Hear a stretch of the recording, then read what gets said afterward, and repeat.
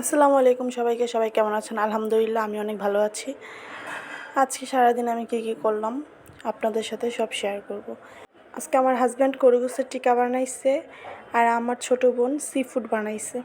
তো আজকে কী করলাম সব বলি।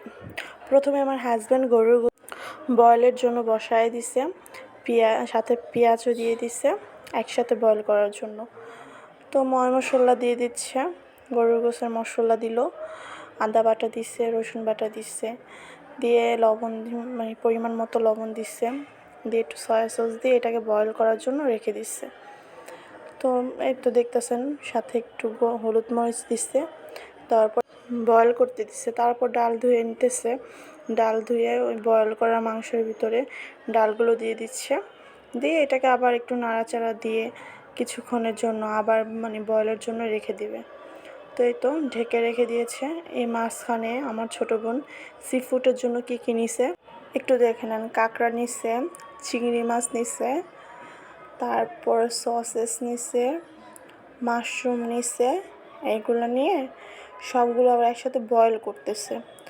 তো আমরা কাঁকড়া এর আগেও খাইছি, কিন্তু এভাবে না। তো এই তো দেখেন, আজকে কিন্তু বাহিরে খুবই রোদ ছিল আর অনেক গরম ছিল। তো যা বলতেছিলাম, আমরা কিন্তু কাঁকড়া আগেও খাইছি, কিন্তু ফ্রাই করে খাইছিলাম। তো এবারে ভাবলাম একটু অন্যরকম করে খাই, তার জন্য সি ফুড বানাইতেছিলাম। আমার ছোটো বোন বলতেছে, আপু আমি সি ফুড বানিয়ে দিই। আমাকে হ্যাঁ দাও, দেখি কেমন লাগে খেতে।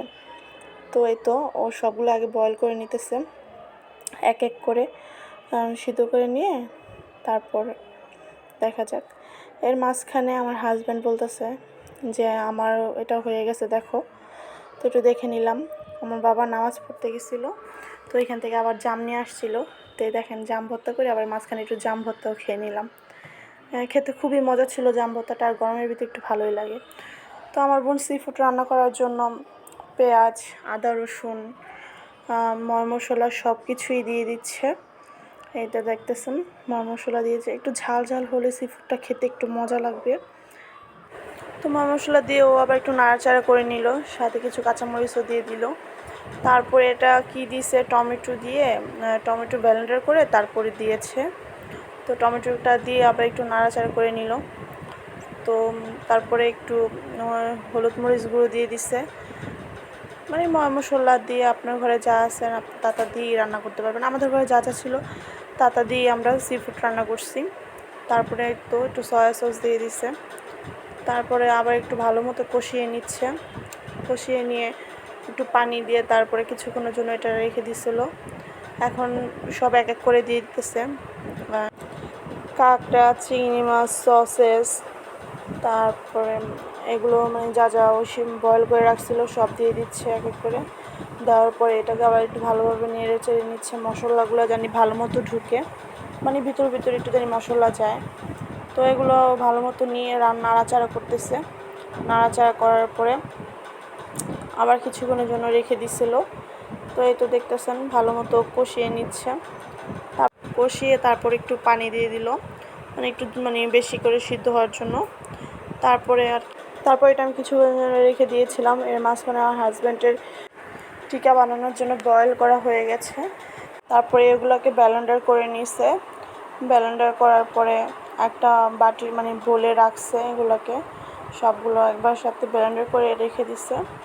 তারপরে এটার ভিতরে মশলা যা যা দেওয়ার আছে সবগুলো দিল। 2টা ডিম দিছে আগে, দেওয়ার পরে ওইগুলো একটু মাখায় নিছে। তারপরে একটু শক্ত করার জন্য চালের গুঁড়ো দিছে, চালের গুঁড়ো দিয়ে একটু মাখার পরে একটু শক্ত হয়েছে এটা।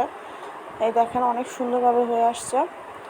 তারপরে এটাকে ভালো মতো একটু রেখে দিছে কিছুক্ষণের জন্য, একটু আঠালো ভাবটা আসে। তো এই তো দেখতেছেন হাতের সাহায্যে টিকাগুলো বানিয়ে নিতেছে। তো এই তো দেখেন টিকাগুলো খুবই সুন্দর হয়েছে। এর মাঝখানে আমার ছোটো বোনের সি ফুড রান্নাও হয়ে গেছে। এই তো ওইটা আবার রেখে দিচ্ছে আমার ছোটো বোন। তো আমার হাজব্যান্ড আবার তেল গরম করে তারপর টিকাগুলো এক এক করে ছেড়ে দিছে, ছেড়ে এগুলোকে লাল লাল করে ভাজবে। ভাজার জন্য সব দিয়ে দিচ্ছে এক এক করে। তো এই তো দেওয়া শেষ, এখন এটাকে লাল লাল করে ভেজে নিতেছে। তো এর মাঝখানে শালি আর দুলাভাই একটু দুষ্টুমি করে নিল। বলতেছে আমি অনেক সুন্দরভাবে রান্না করতেছি, ও বলতেছে না আমি অনেক সুন্দরভাবে রান্না করতেছি। দুজনে একটু মারামারি করে নিছে। তো এই দেখেন আমার টিকার ফাইনাল লুক, অনেক সুন্দর হয়েছে আমার হাজব্যান্ডের হাতের টিকা, আর খেতেও খুবই মজা হয়েছে।